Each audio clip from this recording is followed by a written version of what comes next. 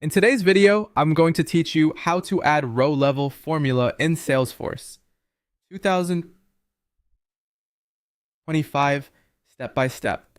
By the end, you'll know exactly how to create a calculated column inside a report so each row shows a result, like profit, discount percentage, or days to close, all without leaving the report builder.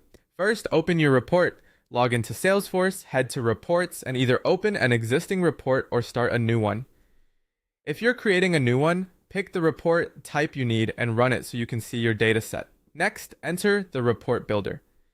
Click Edit on your report. This opens the builder interface where you can see columns, filters, and the preview.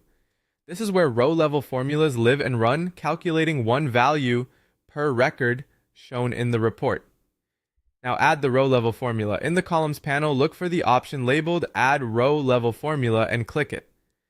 This creates a special calculated column that evaluates for each row of data you see in the preview. Configure the formula. Give your column a clear descriptive name so your teammates instantly understand it.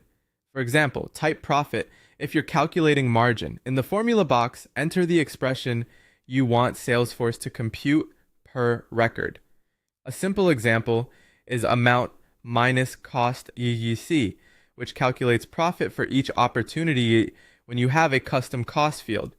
Be sure to reference the exact field names available to your report. Then choose the output type that matches your result: number, currency, or percent. If you want a percentage to display as 20%, your formula should produce 0.20 and the output type should be percent. Finally, set the number of decimal places, such as 2 for currency or as required by your reporting standards. Apply the formula, click Apply, and a new column appears in your report preview showing the calculated results for each row. Scan a few records to confirm the math looks right and that the formatting matches your selection. Save your work. Click Save and Run to store the report with the new formula column and execute it with your latest data.